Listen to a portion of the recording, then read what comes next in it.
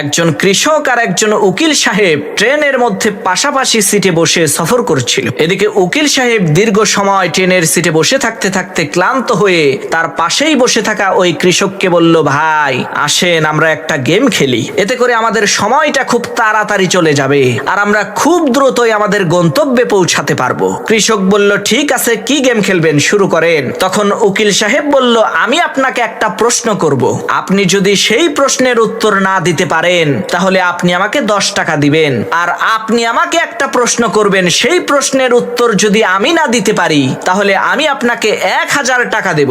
কৃষক বলল, ঠিক আছে, শুরু করেন। উকিল সাহেব প্রথমে প্রশ্ন করলো, ভাই বলেন তো পৃথিবী থেকে চাঁদের দূরত্ব কত?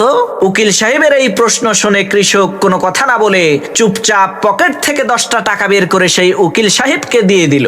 এরপর সেই কৃষক ওই উকিল সাহেবকে প্রশ্ন করলো, ভাই বলেন তো কি এমন জিনিস যেটা 3 পা দিয়ে হেঁটে পাহাড়ের উপরে ওঠে এবং 4 পা দিয়ে হেঁটে পাহাড় থেকে নিচে নামে? কৃষকের এই প্রশ্ন শুনে ওই উকিল সাহেব অনেকক্ষণ চিন্তা ভাবনা করে কোনো কুল কিনারা না পেয়ে বাধ্য হয়ে ওই কৃষককে 1000 টাকা দিয়ে দিল। এরপর ওই কৃষককে জিজ্ঞেস করলো, ভাই এই প্রশ্নের উত্তরটা কি বলেন তো? তখন ওই কৃষক পকেট থেকে 10টা টাকা বের করে ওই উকিলের হাতে দিয়ে বলল, ভাই এই যে নেন আপনার 10 টাকা। উকিল সাহেব অবাক হয়ে বলল, ভাই 10 টাকা দিলেন কেন?